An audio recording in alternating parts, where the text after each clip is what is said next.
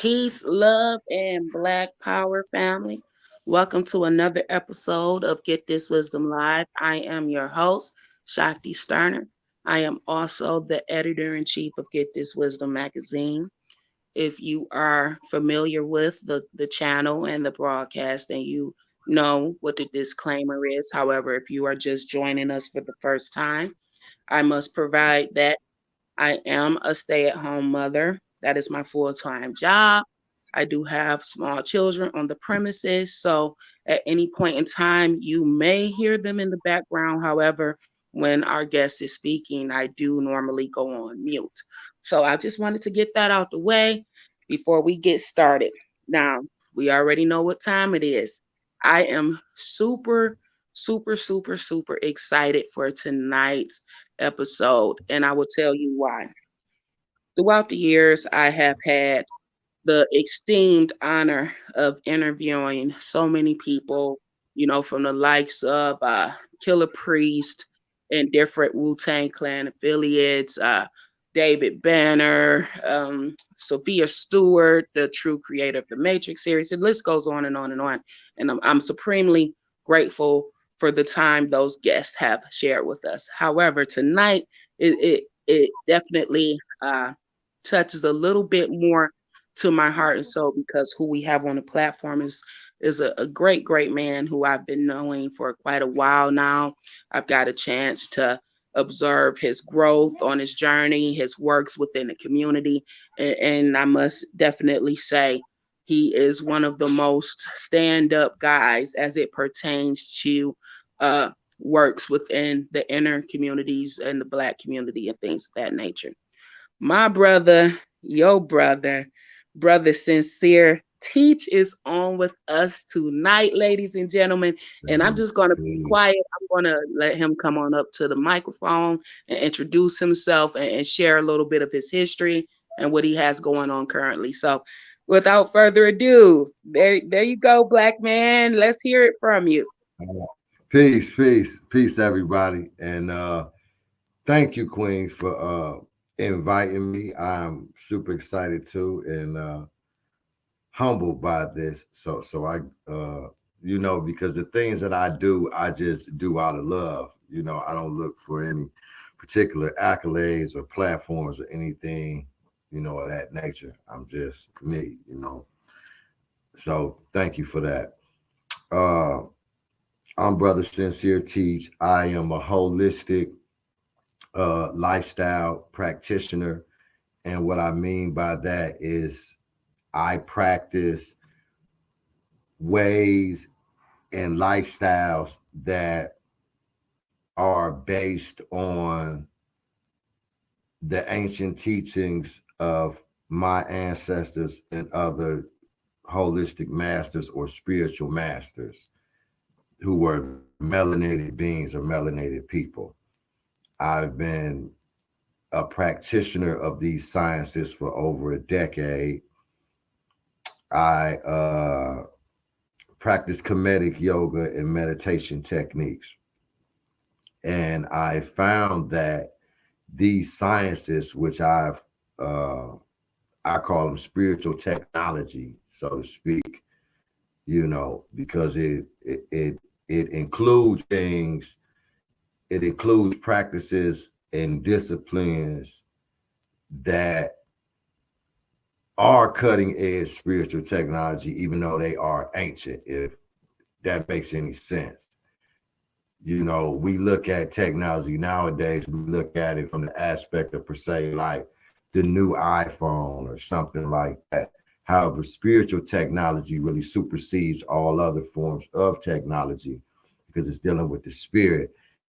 And sciences such as the science of yoga and pranayama, just breath control and meditation and disciplines of that nature compose and make up spiritual technology. Mhm. Love it, love it, love it. So when we look at, the terms of spiritual growth and, making room and space for that, we also know that before we get to that point of elevation, there may be some struggles and some levels of opposition that we face in order to grow. So, do you mind, sharing with the audience some of the obstacles or things that you have faced and overcame thus far in your journey? Yeah, well, definitely. With all things, knowledge comes in degrees. And to learning all things, there's like a phase. There's the awkward engagement, there's the mechanical, and then there's the creative. So whenever you go into something quote unquote new or unfamiliar, there's a learning process. And this learning process will include trials and tribulations, obstacles that you have to find some kind of way to overcome, actually.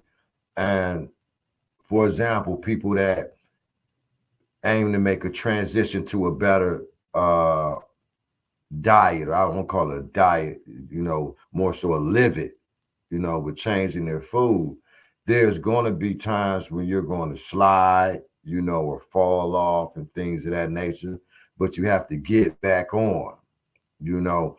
And I think some individuals think that that crossover or that transformation is invalidated if they attempt to make it and they slip.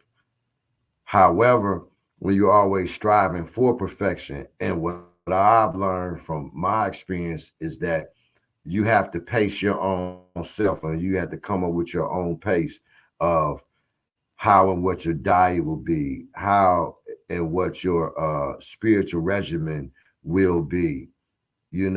That's basically up to you. You have to take that and make it tailor made to fit you as an individual. You can learn other things from other people and see the parts that are applicable to your life and to the things that are in the scope of your reality, because a lot of times individuals will try to mimic other individuals and they won't get the full lesson. Like they would learn something better about themselves doing their own research, their own study, and then their own application in order to get the experience to have the knowledge in something versus mimicking what someone else does or says without any exploration into what that person had to overcome in order to get the knowledge that they got. And so in my practices, the obstacles that I've had to overcome have all been internal, all been personal. Whether it's me working with my anger, whether it's me controlling my emotions, whether it's me changing my diet and adding different disciplines to make sure I stay on tap with certain things. So it's basically you're going to encounter obstacles in your health and wellness journey. However, don't let those obstacles defeat you. Learn from them, get the experience from them, and then move forward. Love it, love it. And do you also mind, sharing with us what does the overall mental and spiritual climate look like for, those in the inner cities right now? Oh, definitely, definitely.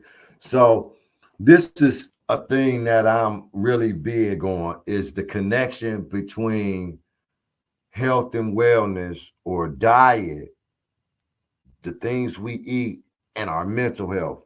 So, for example, in the majority of inner cities, we got the gas station, the things I call the gas station guillotines, you know, and you go, the majority of a lot of individuals, pardon me, in the inner city go to these gas stations and eat 3 meals a day, maybe more, from the gas station. And all of the foods in there are high in trans fatty acids. So, trans fatty acids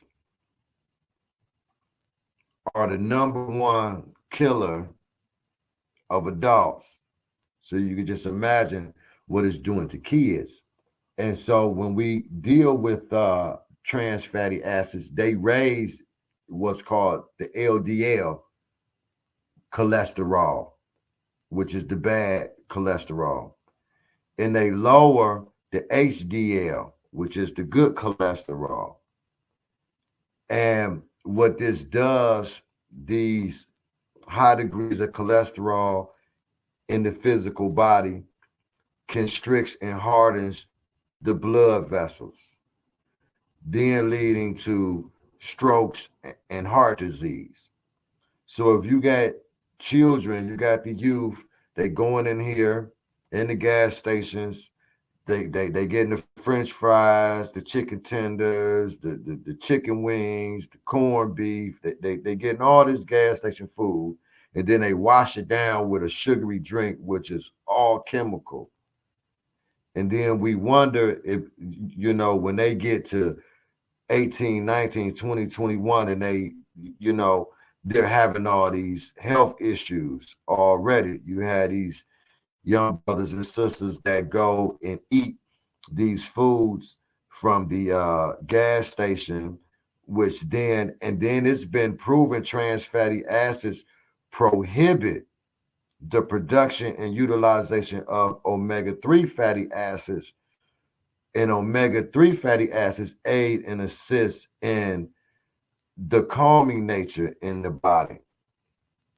Trans fatty acids increase aggression. So you have these young brothers and sisters who may come from a traumatized household, dealing with that trauma.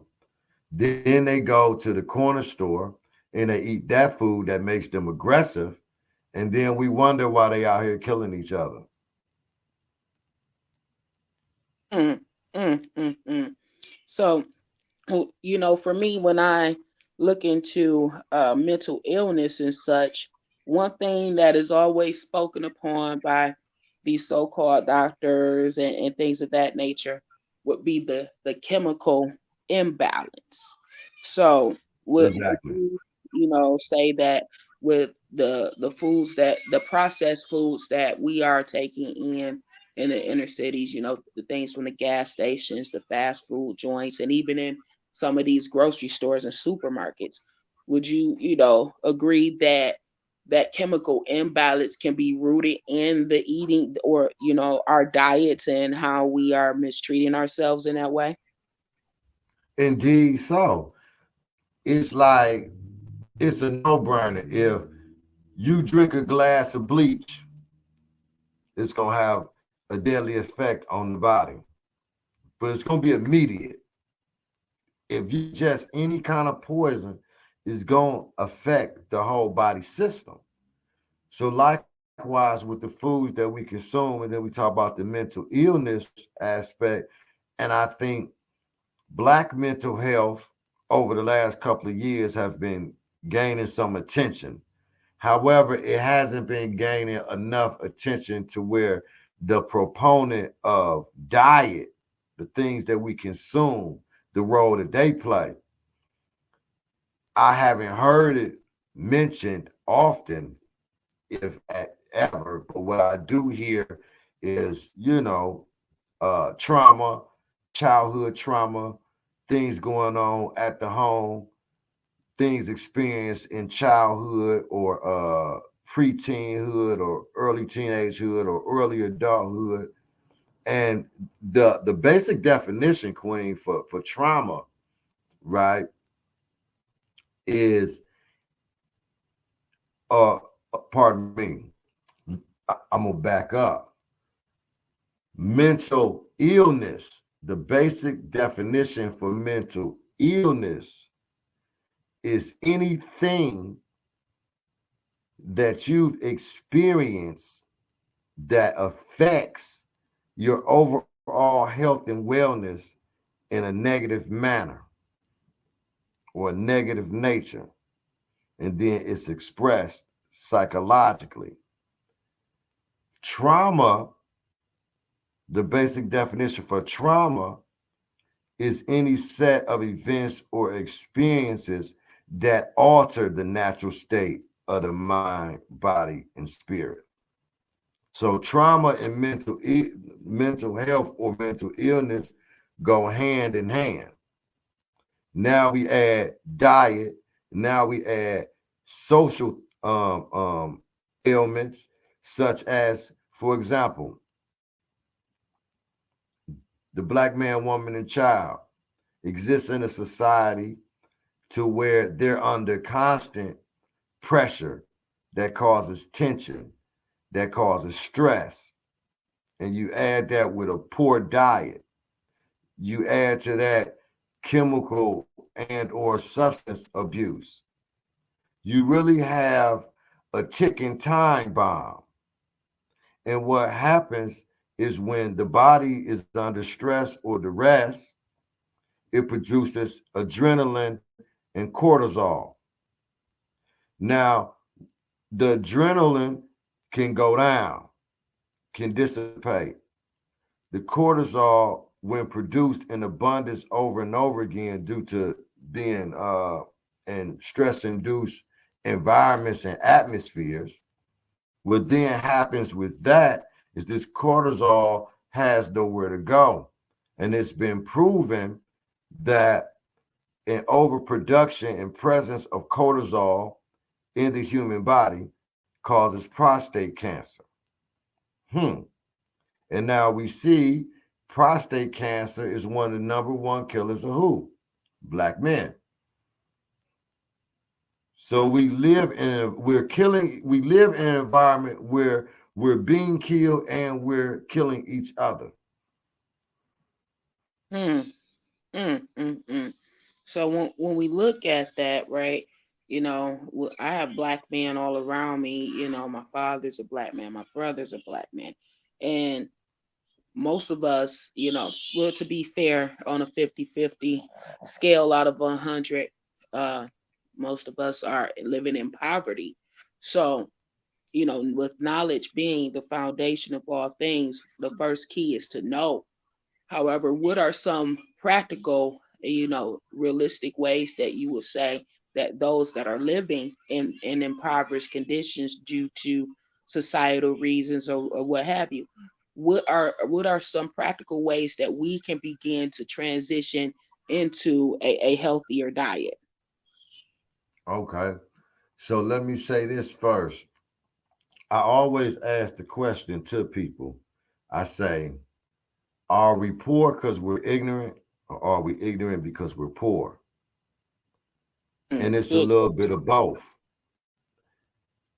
So when we go into knowing, knowledge being the foundation, that being the first step, we will learn a lot of things, a lot of stuff about everything outside of us. People could tell you when the next Kevin Gates concert is.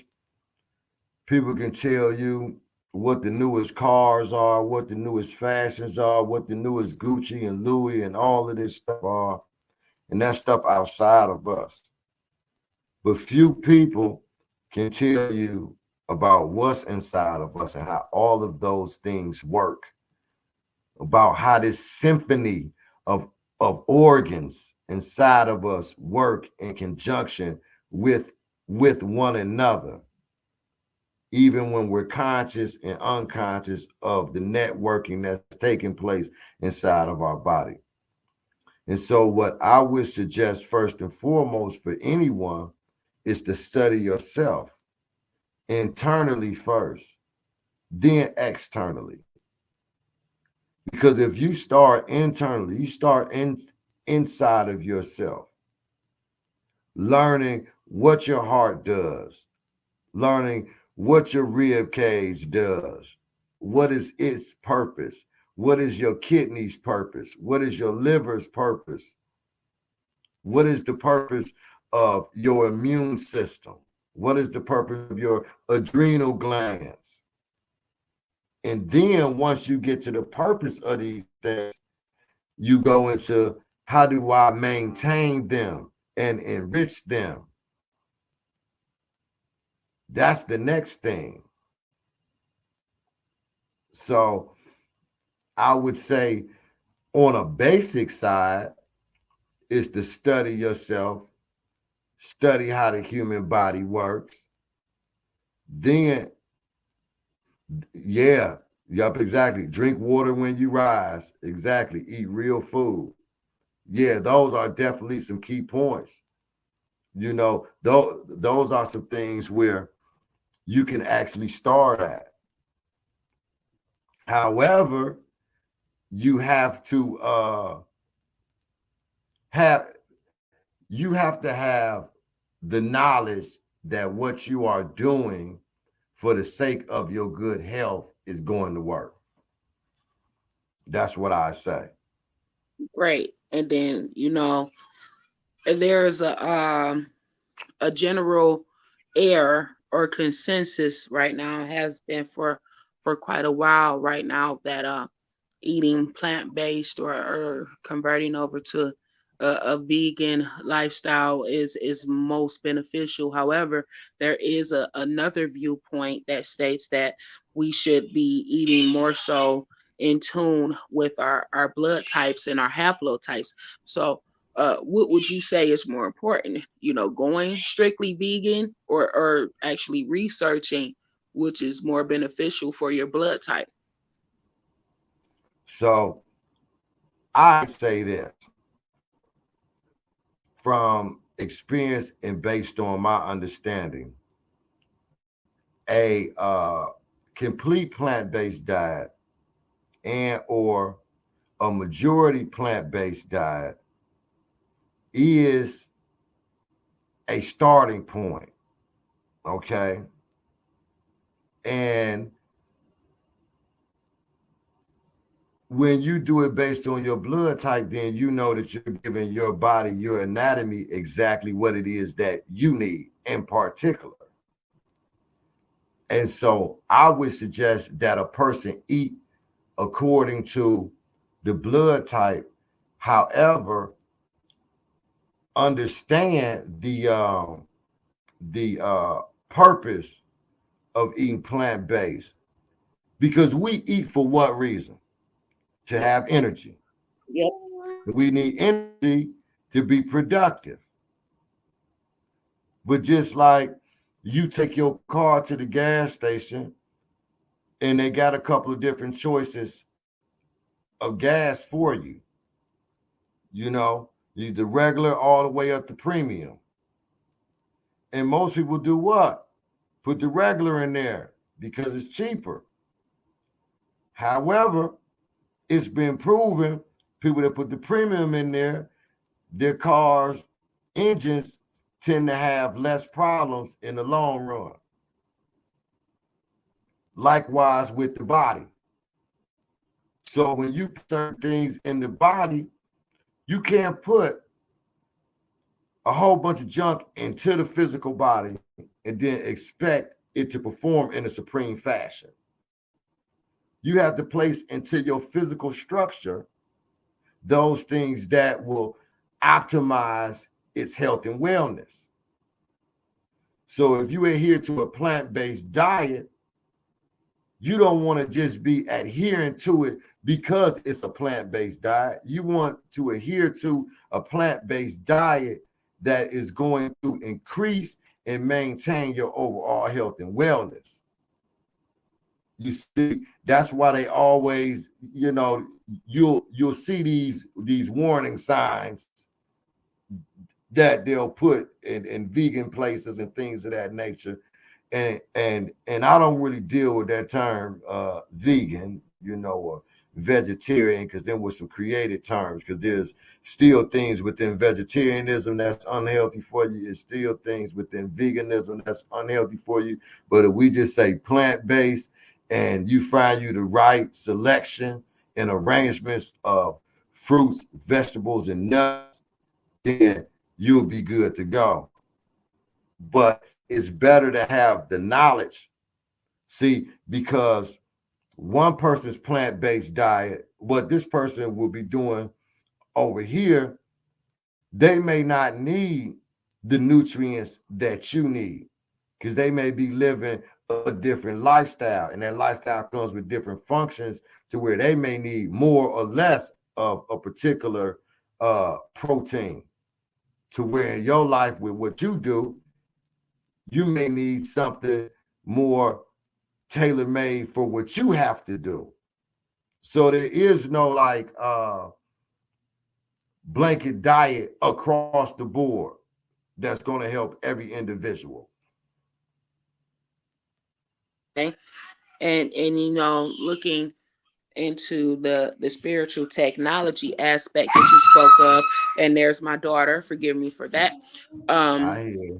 and taking in these processed foods and these chemical additives and things of that nature, how we know that they tend to cause blockages within veins and arteries and things of that nature. But can you also describe what blockages they may have into our energetic centers, or what some may call chakras? Oh, definitely, definitely. So when we go into talking about the chakra sciences, so starting off with the root chakra, the Muladhara chakra,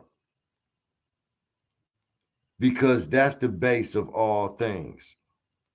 And in this chakra, when it's not activated, and blockages is caused in this chakra by stress, fear, and guilt. Now, how does that relate to diet? What do we do when we are stressed, under fear, or or filled with negative thoughts, imagery, and emotion?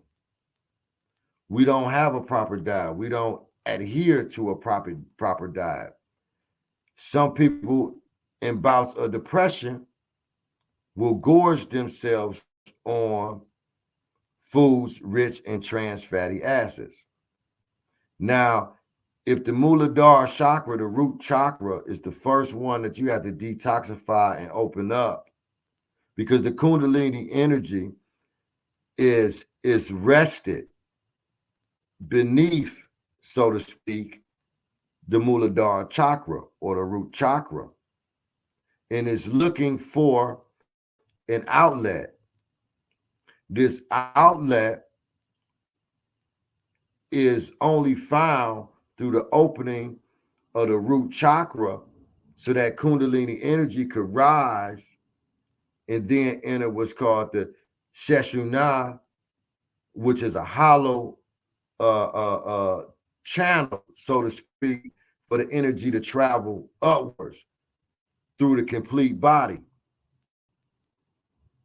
So if your diet is poor, you're not going to have the energy and physical stability to do the practices that need to be done in order to activate that chakra. So it's kind of like a catch 22. The diet has to be balanced, and there has to be practices and disciplines done to open up that chakra system.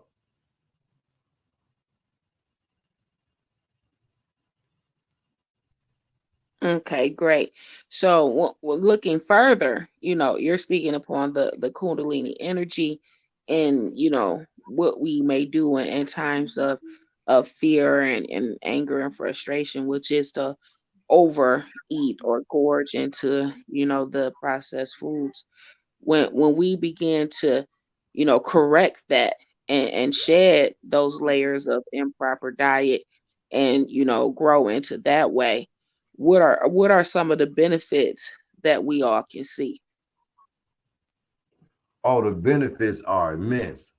So, one such benefit, when when the Muladhara chakra is toxified and not open, you'll experience such things as lower back pains, adrenal fatigue, the inability to process food, upset stomachs. These are all the physical ailments. So now, when it is detoxified and activated and working in a healthy manner, you have the opposite. The body is relieved of aches and pains. There is no adrenal fatigue, and the adrenal glands play a major role in the processing of certain hormones and enzymes throughout our complete body. And so you'll start to look younger. You'll have more pep in your step. Your vision will be better. Your skin complexion will be better. How you digest and process the nutrients in food will be better. So those are just some of the physical benefits, but also clarity of thinking, clarity of thought. Because a lot of people that adhere to a poor diet have a brain fog or a mental fog to where they can't think clearly and they can't process information accurately in the areas of the brain that are set up to process important information and send signals of importance throughout the body. Okay, great. So let's switch gears just a little bit. We kind of want to integrate the youth some in this discussion. Now, Indeed, we know that you do, go out into the community and speak at various events and different locations where the youth are present. What are some of the things that the youth are telling you that are hindering their growth spiritually?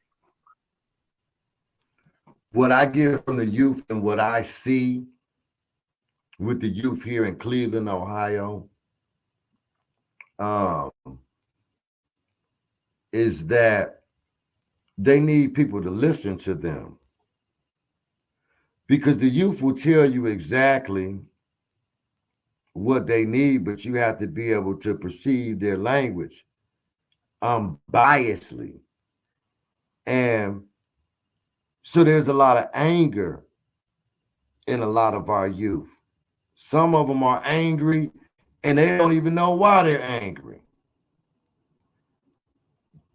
I see young black men and women out here arguing with each other. I'm talking about teenagers. And sometimes I've intervened. And at the root cause of it, they really don't have a reason. It's just something to do. Like there's a culture that's taking place right now that makes drama fun. There has to be some type of drama, some type of angst going on between the youth. Like they have to find some type of beef, something to get into. And once I do the knowledge to this, what I'm seeing, the the, the sole cause to this is that you have youth that's coming from traumatized homes into an environment that's hostile and aggressive, right? A neighborhood, going to a schoolhouse or school system that isn't educating them in anything that's really catching their attention and bringing out their greater gifts, because the word education comes from the Latin word educare, educare, which means to draw out or bring out from within. Education is not about putting something inside of these children. It's about putting them in situations and putting them in atmospheres that challenge them and cause them to bring out their natural gifts, talents, and skills. So now you add to it, we got a traumatized household, the hostile environment, the schoolhouse that isn't giving them any tools to change their immediate or future reality other than, hey, be good, get good grades, play basketball, all TC, go do this. graduate from high school, go to college. That's not the solution. And so when the killings increase, that's they call for help. When the teen mom things start rising, that's they call for help. When you see them out in the streets fighting each other, that's they call for help. And a lot of us, especially elders, older black men and women, they don't know how to respond. They want to go call the police. They want to vote for more police presence. They want to go and agree with what the guidance counselor at school said and put them on some behavior modifying drugs that's going to screw their mental up in the long run. So they have appeal for everything when that's not necessarily what's needed. Because if you sit down with one of these youth and you walk and talk with them, they're going to let you know what's going on, what they've experienced. And then you take that information, you say, you know what? You may need time in a more healthy environment. These kids ain't got nowhere to get away to. They don't have a space or a place to where they can go and just breathe. When I do meditation with youth, they be hyped. They be pumped because they finally had a place in a space where they could be themselves and breathe. They let out a loud sigh of relief because they can't breathe. They walk around not being able to breathe literally every day. Go to school, it's drama and tension at school. They get home, it's drama and tension at home. They go out into the environment, it's drama and tension there. And that's every day of their life. If you think about all the major cities, you think about all the hoods, you think about children in these hoods, and we know a lot of them. We know the ones that's growing up with grandma. We know the ones that's growing up with the single mother that got men in and out of the house all the time. We know about the households that have toxicity through physical abuse, sexual abuse, emotional abuse. And it never gets addressed in these youth till they go murder somebody. And even in most of them cases, they don't go and research and say, hey, well, this young man or this young lady didn't really mean to do what they did. They're not a bad kid. They just been under stress and duress, getting sexually abused or physically abused or emotionally abused from the age 4 all the way up to 18, and then they murdered somebody when they was 19.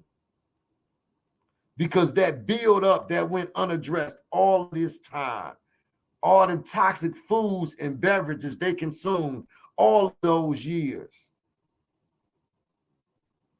So it's kind of like a catch-22. We live in an environment that consistently provides things for us to kill ourselves. So when we look at everything that, just we're facing as a community, we know that our Black men are going through their struggle, their attack.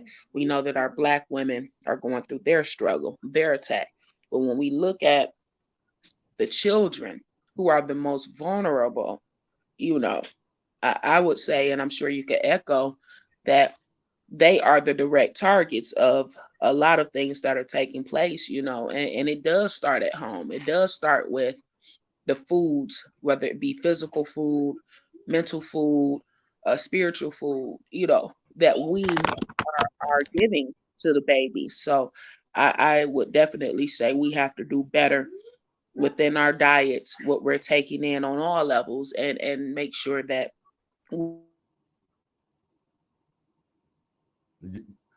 Yeah, Queen, definitely so. Because it's for example, that demonstration with the jab, right?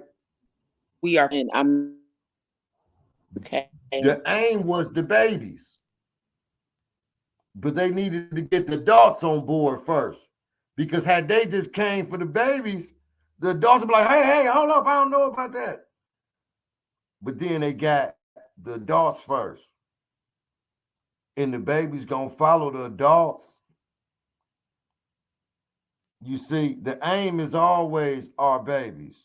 The aim is always the children.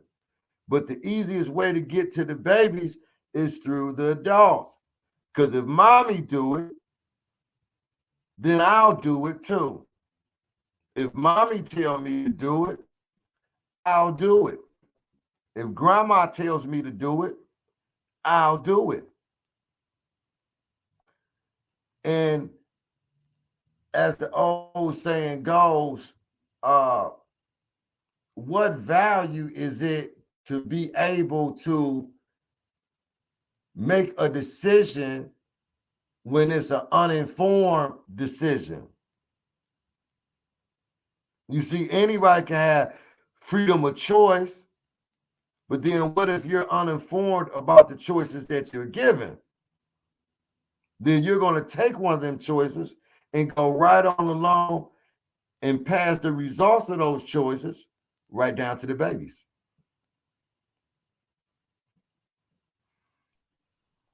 you know, and you spoke upon something that I wanted to expound upon when it looks in what it looks like when the youth are being mislabeled or misdiagnosed within the school system and made to get on these prescription chemical based drugs.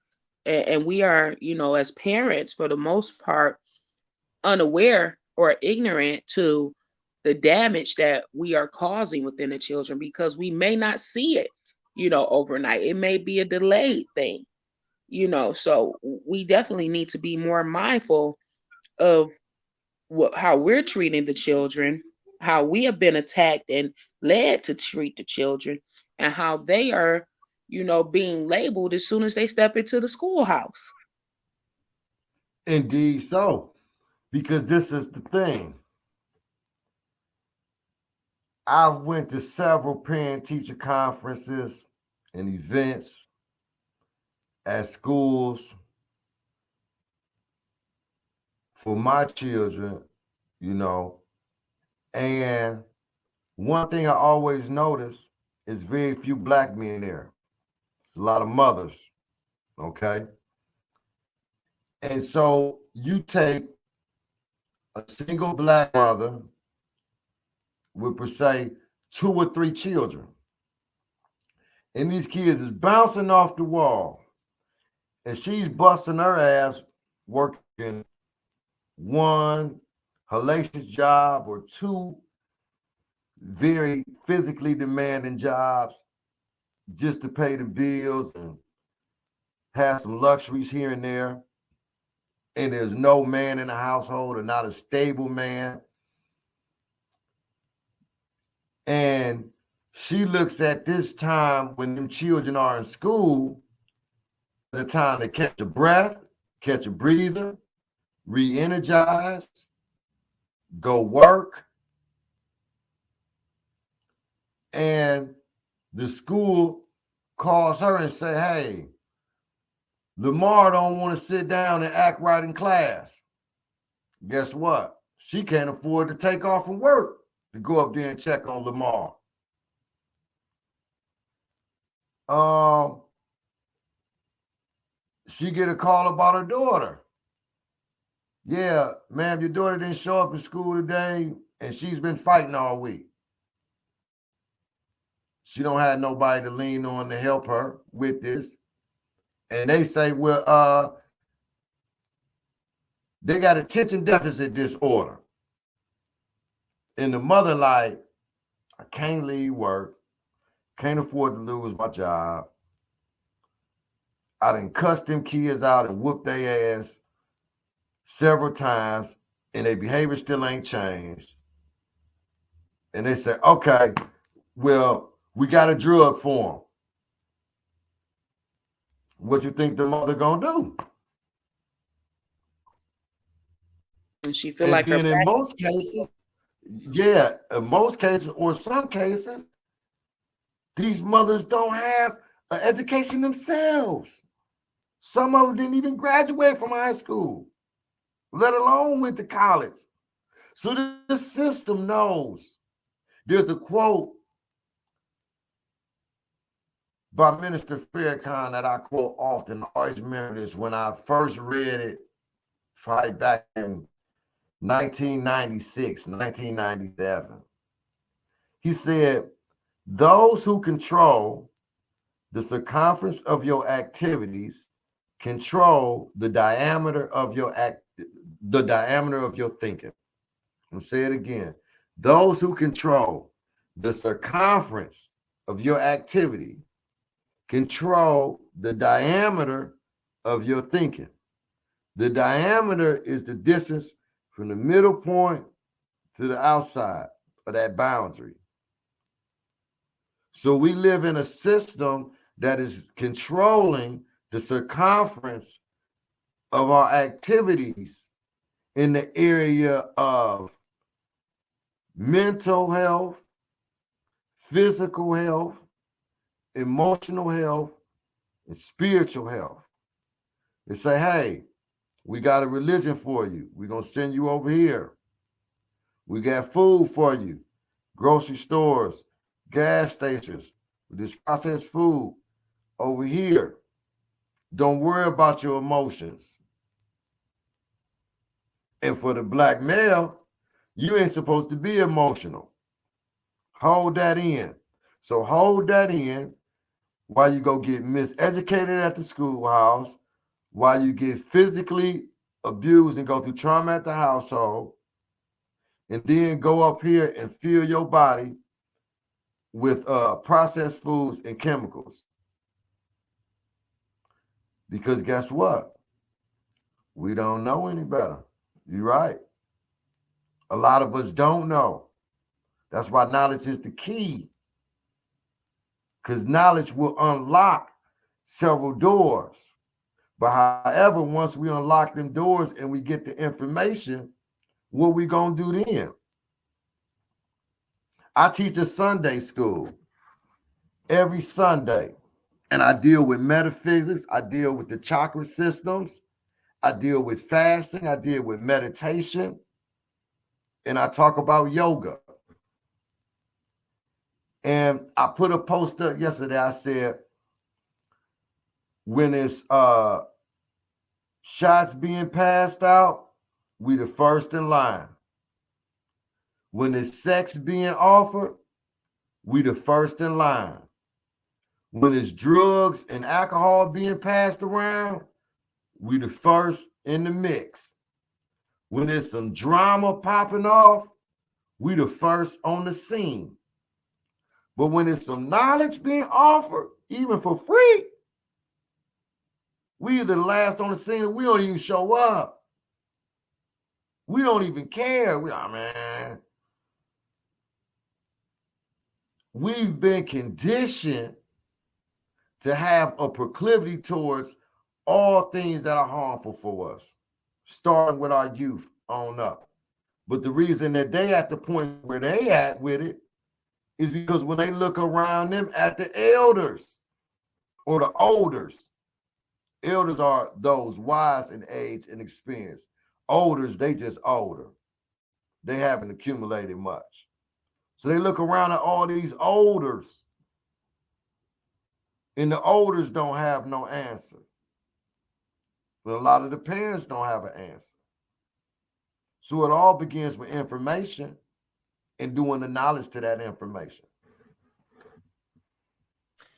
And you know, when we have people such as yourself that, is definitely committed to the mission and purpose of sharing this knowledge and information that tends to be a vessel of inspiration for others that may want to or may need to. So can you go into the impact that it has for people such as yourself to stand up and be accountable for it, sharing this information, encouraging the healing amongst the elders, as you say, the middle age adults, the children? What type of impact does that have? Well, it has a great impact because what I see with what I do is an extension of who and what I am as an individual. And I always salute and I always tip my crown to the healers in our midst because it's important that we support our healers and that we go out and seek our healers because it seems like I just put a post up about this too. It's people, quote unquote, that be conscious or woke or on some science or whatever. And the first thing they do when they get sick, they run to the hospital. They run to the drugs. I see people with locks and red, black, and green on, with fezzes, with crowns, with cougars, with everything, beads, crystals, all that stuff, sitting up, running to the emergency room, seeking out their cure Mm. from the matrix. They don't. One thing I've learned about quote unquote consciousness, a person being consciously aware of being black or consciously aware of quote unquote black history or consciously aware of certain yoga or meditation sciences doesn't automatically equate to that person being moral. We like to believe this, but it doesn't. It doesn't automatically equate to this person having a proper diet. I know a lot of intelligent brothers and sisters that do yoga and meditation, but eat pork like it's going out of style and see nothing wrong with it. And I'm not the person to judge or pass any judgment. However, it's the equivalent of if you were going to the hospital to have some type of procedure performed, and on your way walking in, you see all the surgeons outside smoking cigarettes. In your mind, you're probably gonna say, well, I know a doctor of all people know better than that. And so this is the same person that's about to come in here and work on me. Now, it may not affect their craft, or what they went to medical school all that time to learn. However, you think that this would be a foible that they would have had licked, being all the knowledge that they have about the health of the body through medical school on up to becoming surgeons and whatnot. So you could kind of look at certain lifestyle practices and tell where a person is at. Because unfortunately, what happens when a person, quote unquote, starts to become conscious, most people, the first thing that they change is their exterior. Start wearing beads and braids and locks and crystals and all this kind of stuff. They righteous on the outside, but they nigga on the inside. So the change should start on the inside and then manifest towards the outside. So then when the person asks them about something, they can give an accurate explanation and an assessment based on the internal reformation that they had to go through to look like what they look like externally. A lot of information, but not enough transformation, I would say. Exactly. hmm We can read all the books and quote all the lessons that we like. However, if there isn't any internal reconciliation happening, then what is it for? Exactly. Why do you think that there'll be brothers and sisters, but I'm talking about the brothers right now? There'll be brothers that have 120 on cap, but still be addicted to drugs, still have anger control problems. There'll be people who have all the one-on-ones on cap and where they feds and all those things, and still have foibles that cause them to lie, cheat, and deceive. I'm talking from all walks of life. I've met individuals from there's not one culture or religion or walk of life that I have not met somebody, even when I was in the streets, in that element, and met brothers that live in a way that's diametrically opposed to the things that they profess to know and live. Why is that? Hmm. Because they're not utilizing what they're learning or what they profess to know to change self. They're using it to shield their dirty religion. Really, in so many ways, Facts. you know, yeah, like they become an educated nigga. You know, it don't make something deep just because you ain't never heard it before. That don't mean something is deep or profound just because you ain't never heard it before, or it sounds slick, or it move a person emotionally, or it sound nice coming out your mouth, you know, because the show beat the tail every time. You can sit up and listen to somebody pop all of this high, prolific, metaphysical knowledge, and then you look at their life and their life in shambles. They got bad relationships with everybody. What's the use of the knowledge you got?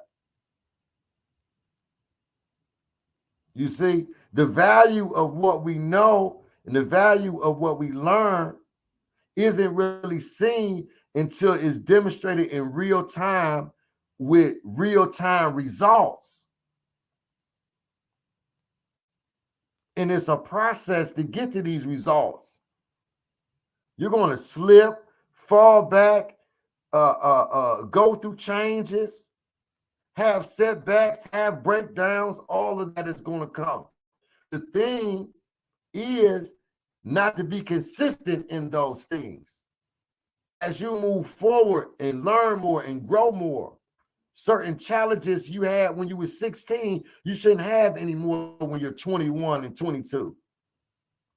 Certain foibles and weaknesses that you had when you're 21 and 22, you shouldn't have by the time you're 35, 40 years old. If you're working for real internally, doing that shadow work. Ooh, he said shadow work. Now, a lot of us run from that. Oh, they don't want that shadow work. People don't want that smoke. That's some serious smoke. That shadow work is, and I'm gonna tell you something about uh 4 or 5 months back, about 3 or 4 months back, I journeyed into the science of shadow work on myself, right? Because that's what it's about. It's about yourself. And a lot of people look at it with a negative connotation because it says shadow and it's dark. But what shadow work is looking at all aspects of yourself, every aspect that makes up who you are or who you think you are or think you have been. Going internally, addressing the root causes of your behavior, addressing the quote unquote darker aspects in a way that brings about growth in other areas of your life. So, for example, if you experience sexual trauma when you were a child, but you're now a 45 or 50-year-old black man or woman with a family or relationship and a career, and you find yourself having problems in these areas, and you're trying to wrap your mind around it, like, what the hell is going on here? And you go do the shadow work and you get into some chakra healing sciences, and you start to remove the psychic residue from these traumas, and you'll see, when done consistently and effectively, you'll see areas of your life where there was problems that you couldn't lay a finger on. You'll see them start to resolve themselves Heavy. because you was carrying within yourself an energy, and energy has vibration and frequency, so it can affect the physical realm in real time. A thought can. Thought is the cause of it all. You send that thought out, and it's going to look for a place to lodge and manifest. So if the majority of our thoughts are unhealthy and we sending them out there, they're setting the stage for the reality that we're creating for ourselves to live in.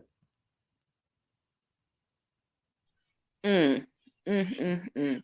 So, you know, firstly, we want to acknowledge the viewing audience. We have a few people in the comment section. Miss Badu commented earlier. She said a couple of things like drinking water and what have you. We also have Mama Cherie L in the building from Reed's Learning Street, the African centered program, educational program. So we want to give much praise and honor due to those people who are tuning in and commenting. And if you have any questions, please leave them in the comment section below. And with that, we Indeed. want to So, ask you, who would be some of your influences and teachers, because you have a very well-rounded foundation of knowledge. So who do you give praise and honor to for assisting you in your healing and in your journey? uh, whew, Allah, the Father, uh, Noble Drew Ali, Dr. Yosef Ben Yakanan, Dr. John Henry Cart, my homegirl, our homegirl, Dr. Jewel Pookrum, um, La Illa Africa.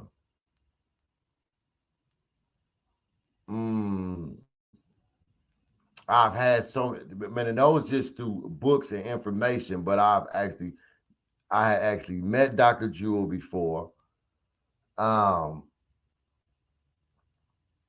I have many teachers. I've had many teachers, rather through their works and writings or in real time. A beautiful elder that I just met recently, Dr. Borshade. It's an elder sister up here in Cleveland. Very, very, very knowledgeable, very educated. And I petitioned her to take me on as a student. But I heard her speak one time, and I'm like, oh, but I started talking with her for hours after I heard her speak. So those are some of the individuals. Raul Nefer Amen. I've studied his works extensively for over a decade. The brother Mawada Ashby. I've studied his teachings on comedic yoga for over a decade. So yeah, so those are some of the individuals.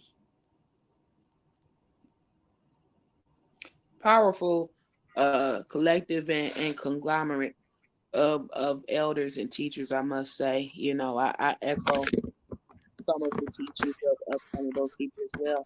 And when we look at, you know, the Dr. Benz, the Dr. John Heinrich Clarks, and so many others, they taught a level of comedics and Pan Africanism, and it brings to mind, what you spoke upon earlier as far as the youth being able to breathe. It brings a quote to mind, and correct me if I'm saying the name wrong of the entity, but when we look into the Hootie, I believe I'm saying that correct. If I'm not correct, Yep, there was a quote that he said, "Life is in the breath." So indeed so.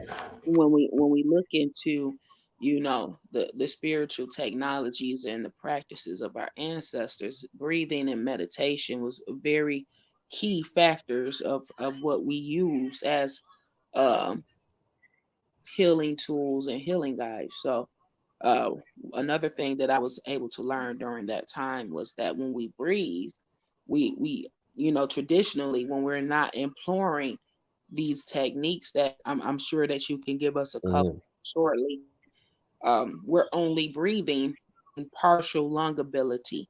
We're only breathing using the top portion of the lung, correct?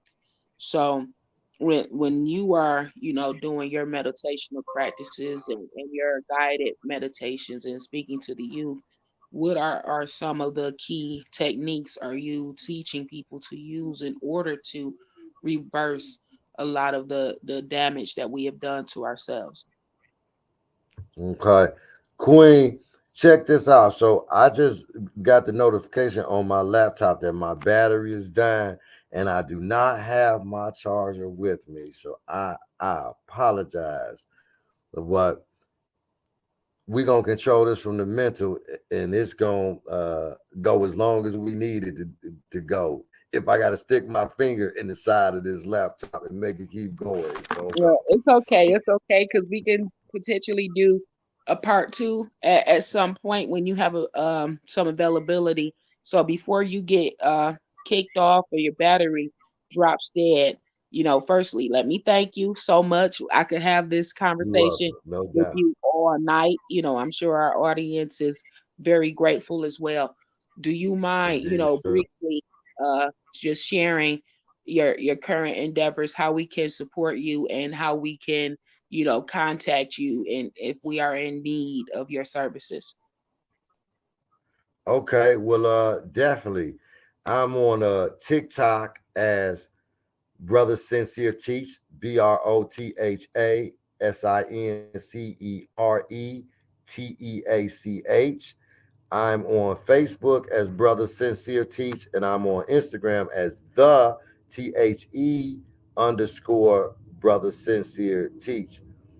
And basically, you could just tune in and just like the earth say it, get that wisdom for real. Because my thing is when I physically transition, I want to leave here empty, meaning that every piece of knowledge or jewel that I accumulated during my physical travel during this cycle, that I leave with somebody else, that I gave it all away, that I left somebody with something that was powerful enough or valuable enough for them to take it, either add on to it or utilize it as is to change their life first for the better, and then the lives of their loved ones, secondly, for the better. I wanted to touch on something too. You talked about breathing. Oh, this is one of the topics I love to talk about. Real quick, pranayama. Prana means breath or life force. Yama means restraint. So pranayama is the practice or practices which aid and assist in breath control or breathing restraint. There's a part of our makeup of our Constitution that is called the electromagnetic body. The air is full of electrons, which are negatively charged particles. Our appetite and lower desires, our aggression, our energy to have sex or to fight, all rest within the electromagnetic body. The electromagnetic body is charged up by receiving an abundance of electrons from the air that's outside of the body. That's why when you are about to have sex, your breathing increases because the electromagnetic body is trying to charge up so it can handle that act. When you're about to fight, the same thing takes place. So when you get worked up, most of the time people say, be cool, calm down, sit down, lay down, drink some cool water. Anything to kind of slow that breathing down. In the proper way to breathe, we've been taught how to breathe incorrectly in Western society or the culture that's been made to fit the Eurasian man, or the colored people. What has been taught is to breathe from the chest. That's incorrect. To breathe from the chest like you big and macho, have your chest poked out. You're supposed to breathe from the abdomen. Abdominal breathing should be your regular method of breathing at all times, but specifically during meditation and yoga and exercise. And it takes some getting used to, but perfect practice makes perfect. You inhale through the nostrils, and that abdomen, that stomach area comes out and it's filled with air. You contract those side muscles, and the air is released. And that also aids and assists in gut health. So that's why a lot of us, we had them little stomachs and bellies be out.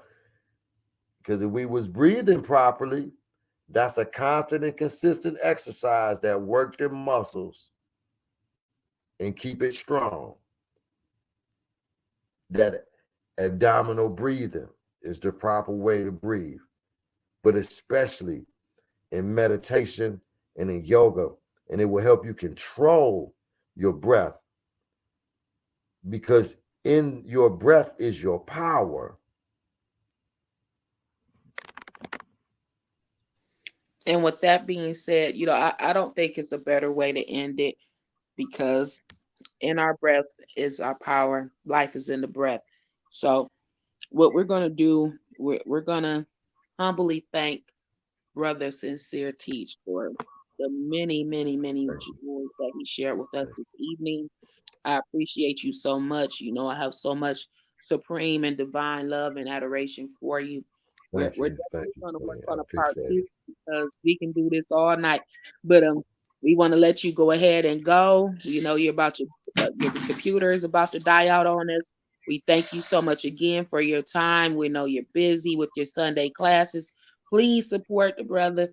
Tune in to his TikTok, his Facebooks, and all of those beautiful things so you can, have a firsthand view of what it looks like in the day of Brother Sincere Teach and how you can add on in his many endeavors. So again, we thank you so much for your time Thank you. and you have a Peace. beautiful, beautiful evening. Thank you so much. And with that Okay, being and you as well. yeah, Peace, sir. peace. I'm gonna thank the viewers again for your time. Thank you for your add-ons in the comment section. You all have a beautiful evening, and please subscribe to the channel if you were ready. We have Dr. Oya Mayat coming on the platform Tuesday morning at 11 p.m. Eastern Standard Time. And, just as with tonight, powerful, powerful dialogue, powerful episode. Get ready for some more treats. Dr. Oya Mayat has been involved with the Amin Ra Squad and Garfield Reed and them. She has Mel Trex, which is a African-centered comic book creation. She's a graduate of Morgan State University with a doctorate in engineering and things of that nature. It's going to be a really powerful, powerful dialogue. And thank you again for tuning in. And for those that will tune in later, we appreciate you and your support as always. I'm going to sign out with saying, until next time, family, peace, love, and Black power.